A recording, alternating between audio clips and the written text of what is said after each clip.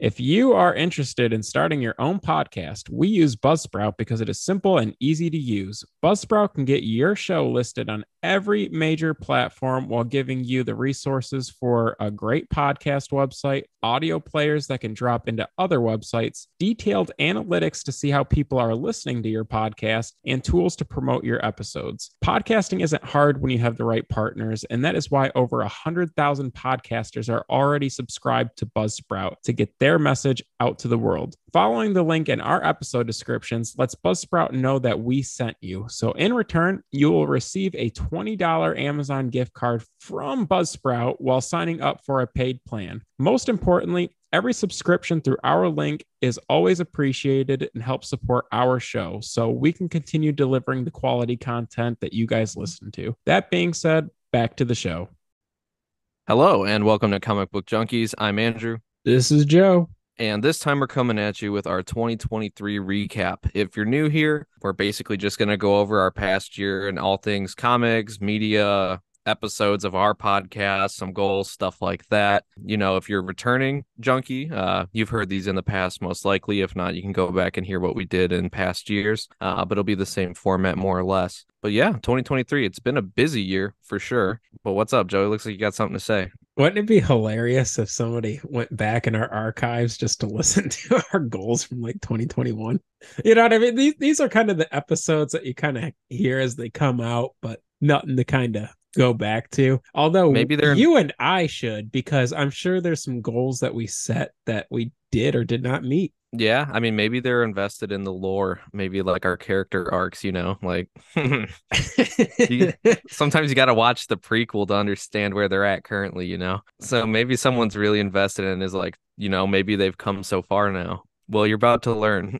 I will say, and I haven't put it to the test, but I'm sure the quality of the podcast has gotten better just through repetition, through getting better at editing. So yeah, maybe I should take a trip down memory lane and kind of see where we've come from, and or are for our fans who like our origins or first appearances. I'd love to if I could like bear the sound of my own voice, but you know what? Can't do it. So whatever happened, clip it and ship it. That's my motto. What's done is done. But that being said, you know, if you don't need a, you know, reminder, what we're doing today is basically, I think we're going to go over some of our best pickups this year in our opinions, not to like toot our own horns, I guess, you know, have a little weird sesh, but, you know, kind of say what our favorite episodes this year that we put out were. You know what? We did have some data. I'm going to see if I could pull it up in the meantime for, you know, our favorite episodes, but also I think there was something about your guys' favorite episodes. I'm going to see if I still have access to that. I have no idea. But, you know, other than that, I figured we could talk about what we've been watching potentially, you know, stuff like that. A little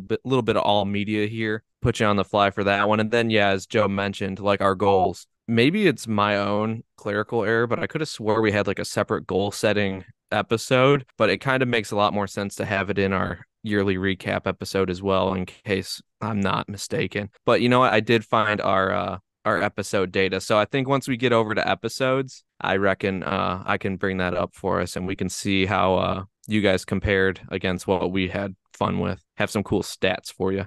But yeah, to begin, do you just want to get into some of our best pickups, Joe? Absolutely. I think, yeah, over like this past year, in case you're new here, we both have made mention several times that we were getting married this year. So in theory, we were buying less books. I think you'd find out like through listening to more recent episodes, especially we've been recapping recent pickups. It has not been the case. We've had probably an average to above average year despite the weddings. Damn the economy, damn our personal finances and you know, life, like real life stuff that we should be taking care of. We're gonna get books, so much so that on my best pickups, like I'm really having to cut it down a lot because like usually we go through at the end of the year and we'll do like a top 9 or so, but I'm looking at like a top 20 this year. So I'm not doing a whole podcast episode just reading a list of what I bought this year because someone needs to take my credit card away. But that being said, Joe, I've been running my jibs quite a bit. Do you want to lead us off with some of your favorite pickups?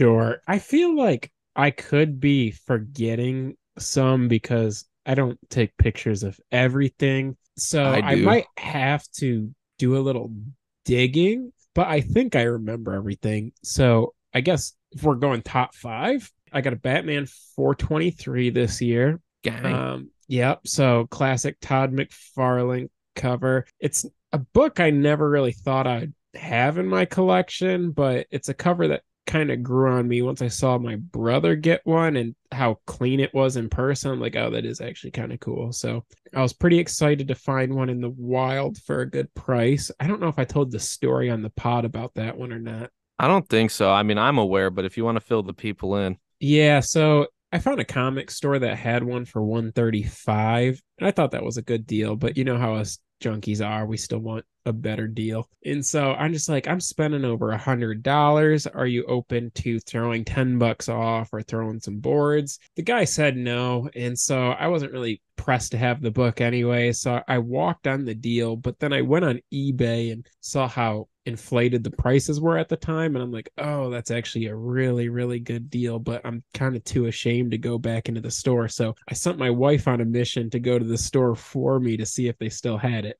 They actually marked it up to 180. She mentioned that she was in the other day and saw it for a cheaper price, and they agreed on 150. So I actually spent $15 more than what I would have spent if I would have just got it that day. But 150 was still a good deal for how high grade the book was. So kind of funny story with that one. I kicked the year off early with Brave and the Bold 57. That is the first Metamorpho. Burger got me that one. Got Hell me that yeah. one just in time too, because I think all that casting stuff came out afterwards. Like a week after. Yeah, and I that book was on my radar even before that stuff. So it was not only a really thoughtful gift from Berger, but the timing made sense for it, and it's a pretty sharp copy too. At the very beginning of the year, I think the first book I bought was like maybe January, February. It was a Batman 655 1 in 10 variant. So that's kind of after the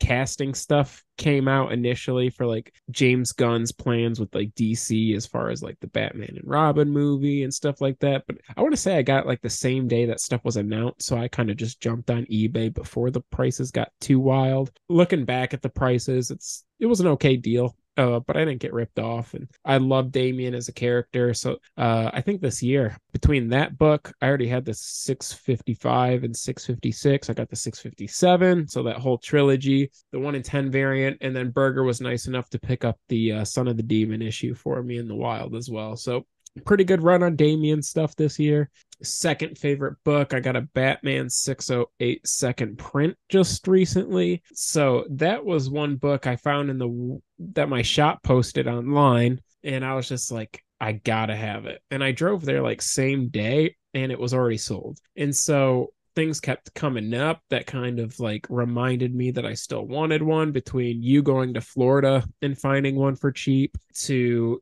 just those stupid variants that came out recently that have like the same cover, but it's not actually that same book, to just everything Hush. I was just like, yeah, I might as well get this book eventually. So one of my favorite variants in comics, not variants, second print, but different cover. So I was pretty excited to get that. So pretty heavy year for Batman. But I'd say my favorite book or pickup of the year was another Brave and the Bold book, issue 60. So First Down to Troy. I want to say I got that early on in the year, but a little after the Damian. One book I had in the past that I sold and didn't realize how much I liked it. Blessing in Disguise, because I sold it towards a pretty big book at the time. And then I also was able to recoup, but with a nicer copy. So also some argued the first Teen Titans. It's partially true, but I wouldn't consider that the first full Teen Titans, but pretty big book in By general. name. Black cover,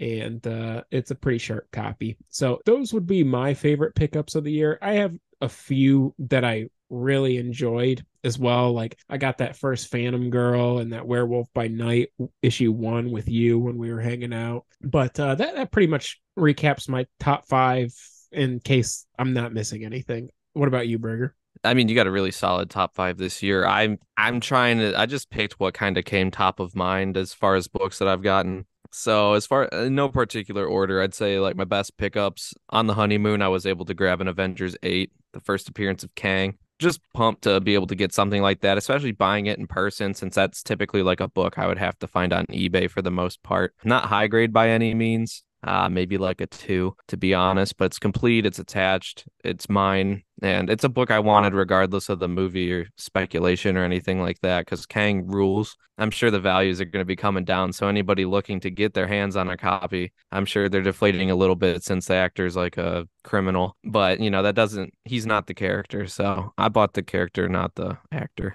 Cool book there. I feel like having a bad person play a villain is a pretty good situation. I don't know what they're Yeah, complaining about. he's a character actor, dude. He's Method acting. people. Yeah, he's good at it. But outside of that, I saw I was some able to idiot grab a on social media try to get that guy from Star Wars to replace him as Kang. Did you see that? John Boyega. Yeah.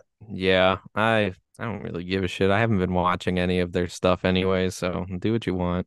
He's not a villain kind of guy. I wouldn't say so, but I don't know, man. Like people always, not everything that people want is good for them. So The grass isn't greener. Maybe you agree, maybe you don't, but I say keep Majors. I mean, the thing is, you could get anybody else. Like with all this multiverse crap, it could literally be anybody else in the multiverse. Like just find another actor, but they're probably going to can it all and go with Doctor Doom or something and whatever. That aside, though, as far as comic pickups and people who aren't being criminals, I got a Savage Tales 1 first appearance of Man Thing. Very pumped to have grabbed that. Big, probably the most important magazine I own. Pretty cool. Obviously, it's his first appearance as Man Thing. It's in black and white. There's also like a cool Conan story in it. I mean, based on the cover, obviously. It was the only issue of that series before they ended up like rebooting it down the line. But I actually had gotten all of his other like key books prior. So I had his second appearance, first cover, third appearance, origin, all that stuff, first solo series. Had every other Man Thing book you could think of except his first appearance. So I actually found a copy for pretty well below market. Was excited to get it. I mean, the back cover also has like an illustration, like drawing ad of like how to draw a basset hound. And I just happen to own a basset hound and always have. So I was like double whammy on why that's cool. So like right after scooping that, another book on my list is Fightin' 540. So this is also a low grade copy, but I got it for a well below low grade price. Still complete, still attached. First appearance of the Peacemaker. If you're new here, obviously I'm a big fan. I've always liked the Charlton characters extending back prior to the Peacemaker TV show. But after watching that, being a big wrestling head as a kid, seeing John Cena as Peacemaker was just hilarious. That's still probably, I mean, but I would say I enjoyed it more because you're the Smallville head of the two of us. But like I'd say that and Smallville are like the two best TV shows they've put out at DC in at least a good while. So very pumped to get one of those because like it seems like the floor for those is like $400-500 if you want like a three or better. And I'm not trying to do all that. But I did get a Strange Tales 126. That was courtesy of you during our swap. The first appearance of Dormammu and Clea. Big Strange. Who doesn't love Strange? Who doesn't love Big Strange? It's a crispy book. Very cool, especially for the budget we set. We both got clean copies of like, I would say pretty good keys. So I'm pumped to have some more Silver Age stuff like that. I'd love to get some more early Doctor Strange, but it seems like the books worth having are like his first and second appearance otherwise, and those are pretty pricey. Well, second appearance ain't too bad, but I digress. So pumped to get that. And then I've got like 3 more books that I'll list off real quick. My first one of the year that started off this whole problem was Amazing Spider-Man 300. That was the first book I bought back in January of 23.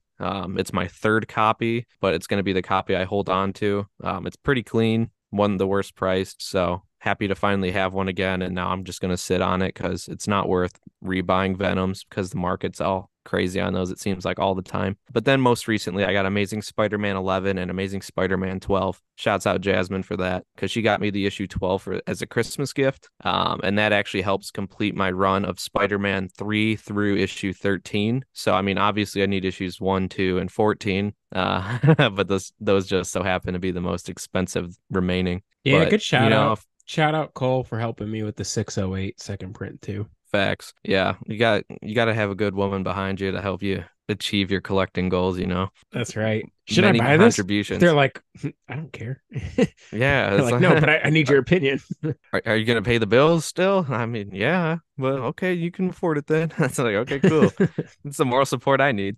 But yeah, for real. Between like the gifts over the years and yeah, the moral support affirming my addiction. Shouts out to them. But yeah, I mean, there's plenty I could have left off. I've gotten like a Batgirl recently, and like a first appearance of Hunter x Hunter for all you manga heads out there. That was a cool pickup too. But yeah, I mean, very, very good year. I mean, the market softening somewhat has been really good for a buyer. I mean, not good for the wallet, but good for the collection. So it's awesome. Word. Yeah, and by the way, too, if you want to see visual proof of these, I mean, we do have a little bit of a backlog going since we keep buying more stuff like at all times basically. But you can see a lot of our books that we have picked up this year on our Instagram at CBJ Pod for that little plug there if you want to take a look at the actual copies we did pick up. But that Yeah, being said, you want to move on? yes, but before we do, last thing I'll say is, this year I feel like was my worst year for top nine, but I feel like I got the most books this year.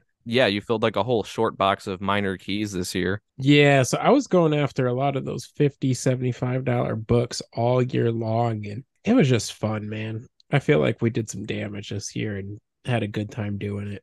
But I guess moving on to our next topic, maybe favorite comic book junkie episodes. Sure. All right, I guess I'll start. Do it up. My all-time favorite, so I'll work the other way now. And I guess the last one wasn't like in particular order, but this one is.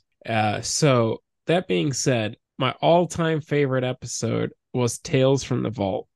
Funniest episode of the year, I think. If you guys want to listen and prove me wrong, please do. But something we've had on the burner for a minute and wasn't sure it would ever see the daylight. Only thing we've had similar to this actually, and I don't know if you remember it, but before Comic Book Junkies was official, back when Berger and I were in early middle college, might have even been before my wife. I don't know, or before I met her, but we did a pilot episode for Comic Book Junkies. And we never edited it. It was just like a raw, like 30 to an hour long just session. And I never recorded it. I don't know that you ever recorded it, but I'll have to reach out to Juan to see if he has the copy of our initial pilot. But this was pretty similar because we were just all together one day and we were feeling the festivities and we just recorded an episode on the spot and it was just raw. And I remember it was just like, I didn't even know if we would ever edit it, just something kind of to keep because it was just like a memory or something fun that we did. It actually turned out to be a really funny episode, really long one, worked really hard on editing it for you guys. So I hope you enjoyed it. That was my favorite of the year, but we had some really good ones all year long. So another one of my favorites at the time we're recording this, it's not out, but it will be our last episode of the year. We had both Juan and Ted on the pod for the very first time we've had two guests. So I do feel like we overlapped on a lot of the topics in that episode because we brought up a lot of things that we've reviewed in the past, like big cons versus small cons. And it's just stuff that we've already kind of hit. But it was nice getting Juan and Ted's perspectives too. And for the fact that it was the first time that we've ever had two guests and two people that have loved and enjoyed the hobby much longer than us, it was kind of cool to get them together too and just contribute that way. But I tend to love all of our guest episodes, to be honest with you. I feel like they're always the most fun, given that the Vault one was my favorite. But Berger and I talk so much every day, all the time, that I feel like we know each other so well that when we do introduce somebody new, it's kind of not more engaging per se, but it's just another perspective that we can't really predict. And in the that wild card sense, factor. Yeah, it just adds a little more fuel to the fire. So I always have a really good time just doing these episodes with other people. So those are my top two, but some other stuff I really enjoyed. So my favorite thing that we read for the year wasn't the best thing we read this year, but it was my favorite. The first appearance of the Bat manga. I remember just being at work and being showing my coworkers, you see this panel? This is hilarious. Sometimes humor goes a long way in comics and other forms of media. I found the Bat manga to be really funny. And I don't know if it was just because we were reading it around Halloween, but it was very festive. It was a really cool take on the character as well, because I've read a lot of Batman, not just for the pod, but in general. And it was just a good read in general. So highly recommend that. Highly recommend listening to that episode. But going to number 4, maybe the best thing that we did review comic wise, X-Men Days of Future Past, my opinion, but I think that might have been the most quality thing that we read. It was so short that it's hard to say that, but they were able to pack so much in such a short amount of time that I was pretty impressed with the story. Every time we review X-Men, I feel like we have a really good time as well. So that's why that made my top 5 list. But I guess the very last one in my top 5, it's a split. I guess I'll give it to Animal Man Volume 1, just because I was surprised by how much I enjoyed the content. I always had a love for Animal Man because The Punisher, Batman, New 52, and Animal Man 52 were the first 3 things I started to pull as a collector. So I've always had a soft spot for Animal Man. But reading Volume 1, it was like really good too. So yeah, tough decision, but I think that would make my top 5. Marvel's was pretty good too. Very memorable for me for some reason. Kind of like Identity Crisis. It was like a kind of not expected one to be one of my top favorites, but really enjoyed Marvels as well. First App Wolverine was fun. My favorite topic episode might have been top 10 Spider-Man villains. But lastly, I don't know for sure which episode it was, but there was an episode that we created our own characters, and that was a lot of fun too. Yeah, that one was literally called Creating Our Own Superheroes. That one's on my list because that one was hilarious. That one was hilarious and fun and could probably not. That's going to be my 5th over Animal Man, creating my own characters. Because that's something creative that we had contributed as opposed to us reviewing other creators, content creators, and stuff like that. So creating our own characters was fun. I enjoyed that. Agreed. And yeah, most of my list is the same. I like the Tales from the Vault, the first app of Venom, first app Hulk, chatting about comics, stuff like that. Those were all fun to do. I feel like there were some good moments in those. But I don't want to pat ourselves on the back too much. It feels kind of weird. So I'm going to go through some of the stats that we've got based on, you guys downloading and listening. So at the time that we received this data, we had 25 episodes out. I think we'll have like somewhere between 26 and 28 by the time we're actually done for the year. As you know, we're a bi-weekly show.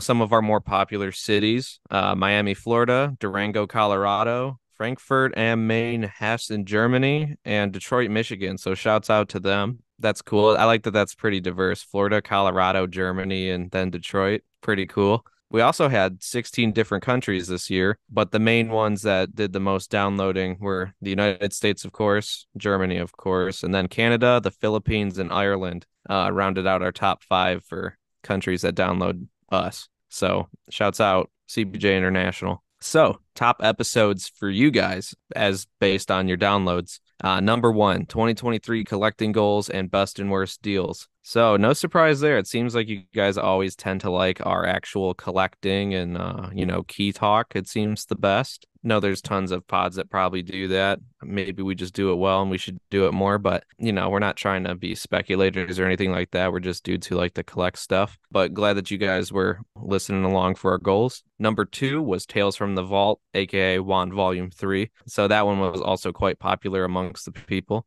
Number 3, top 10 Spider-Man villains, also quite popular. Number 4 was the Parallel Special Edition review. So that was number 4. And number 5 is the DC Trinity episode. So it's quite the diverse episode topic list. So I guess that means you guys just rock with us since, that's an interview, Spider-Man list, a Juana episode, collecting, and then the DC Trinity. I mean, that's kind of all over the place. So I found that very interesting that there wasn't even like one certain, because we do a lot of DC, we do a lot of Marvel, but it didn't skew any one way or the other.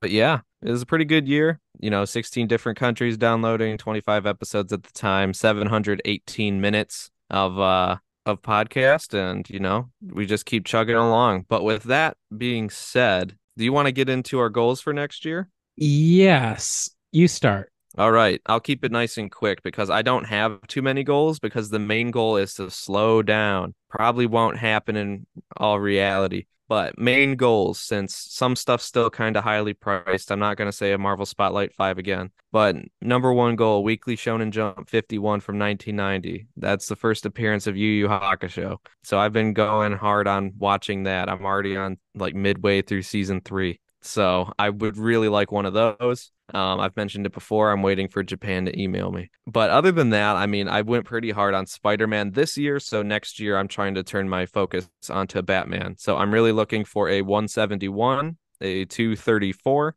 and I'm looking for a Detective Comics 411. So for those of you who don't know, the first Silver Age Riddler, Silver Age Clayface, other than like the world's finest issue, and Detective 411 is the first appearance of Talia al Ghul. So those are like the main goals since they're not too lofty, but not too small. How about you, Joe? Yeah, so I didn't make like a top five, but I do have a notes list and I try to highlight like what's really important to me. So Adventure Comics 229. So that's the first Silver Age Green Arrow. It's also the first Silver Age Aquaman. I got one this year. Man, what an expensive book. I feel like that one went under the radar for so long because there wasn't like a definitive answer, but it seems like a lot of people are gravitating towards that being the Silver Age appearance of both of those characters now, and it seems to be catching a lot of traction. So I'm a little late to that, but I'm hoping I could pick one up for a decent price next year. More so, my all-time biggest goal next year is the Detective Comics 298. I was hoping to get one this year. It's just such an important issue because it's like, I know it's not the first Clayface, but it's the first Hagen as Clayface. Like the first time, like the characterization of Clayface as we know it is a thing. Yeah, and I feel like I've come close to getting a few on so many different occasions, and I've just never been able to like capitalize. But I really grew my Batman collection this year, and I don't have too much left to round it out, so that would be a pretty big deal for me. Smaller book, but I do want to issue one of Wolverine from that 4 issue miniseries. That would be kind of cool. Yeah, the rest is just as it comes, huh? Yeah, more so the rest would just be whatever good deals I find in the wild at that time. But I still want the premiere issues, like issue 102 or 101 or 100 of Captain America and the 102 of Hulk and that kind of Yeah. stuff. So there's a few of the premiere issues I want. We'll see if I get those next year. I know I made some kind of goal of getting, the whole Crisis on Infinite Earth series. Not as gung ho on it, but I do have like half of that, so I might as well round that out. Yeah, the rest is just whatever I find in the wild. So I would say those would be my top three going into 2024. Nice. I hope we can meet our goals. And, before we wrap the show, might not have as much time for it as I thought, but I'm just going to list a few things I've been watching. I'm not going to give any spoilers or anything to that, but I basically co-sign seeing any of these if you're down. Yu Yu Hakusho, if you are an anime head and you haven't seen it already, watch that. I saw The Boy and the Heron in theaters. If you like Studio Ghibli stuff, that was solid. I saw Dub. Joe saw Sub, which wasn't his favorite, I assume. It probably didn't ruin the movie, but my guy doesn't usually go for that. No. Yeah. And then saw Godzilla -1. If you're a Godzilla fan, it was pretty sick to be honest, but you must be prepared to read subtitles and listen to Japanese if you're not already prepared. But it is better than American Godzilla movies, I'll tell you that. And then lastly, football, because we don't bring it up enough on this podcast. We're Lions fans, if you weren't already aware, and we've been kicking ass this year. And, at the time of this recording, we've got a big weekend full of football. So time to whoop some Vikings. That gives you a little spoiler as to when this was made, but let's kick their ass and let's get the Lions in the playoffs, huh? Yeah, well, I mean, we're playing them twice, so that'll give you a little bit of a more mystery as to when we're recording this. Ooh. But yeah, again, I mean, I'm a pretty big media guy as far as like TV shows and movies, but I didn't come super prepared for this. So off the top of my head, my favorite TV show I watched, actually comic book related. I just finished season 2 of Invincible, and that was really good. It was really short, so I got to do more research if there's more episodes coming out this year for that season or not. I don't think so though, because it kind of left you on a cliffhanger. But I'm starting to really like that series, and that could be a potential future goal of mine, having an issue one of that. Nice. So really enjoyed that. And then just a lot of reality crap with my wife, like I think I watched Love on the Spectrum this year, MILF Manor, Heartbreak Island. Heartbreak Island might have been my favorite out of all that crap. That Nice. was a pretty good one. And then as far as movies go, no great movies off the top of my head. I remember seeing Priscilla. That was an A24 movie. That was okay. There were things I did not like about it for sure, but it wasn't a bad movie by any means. And then Oppenheimer was pretty good. We got the whole gang at the theater to go watch that all together. Year's not over, so could watch more movies, more shows, get another comic book before year end. I'm actually gonna go see Iron Claw tomorrow, so hopefully that's really good. But that wraps up my 2023. Very appreciative and very appreciative of you guys too for supporting us and listening. Yeah, I co-sign that. We appreciate you all for listening. Had a great 2023. Couldn't do it without you. And we, let us be the first to wish you a merry or a happy new year in 2024 and hope that you're still rocking with us through the year. We've got plenty more stuff to do. It's a little bit less busy of a year for us, at least at the moment. So a lot more stuff to come, a lot more time and focus dedicated to the pod. That'll be fun. And if you're new here, make sure to head on over to CBJ Pod on Instagram. That's our main hub for everything. Any posts, questions, anything you want to get at us at is probably best bet through there. You can leave a star rating or review, anything like that would help feed the algorithm and let people know that you do rock with us. But if not, that's cool too. Other than that, we appreciate you all for listening, and we'll catch you in 2024. All right, guys. Merry Christmas and a Happy New Year. Later.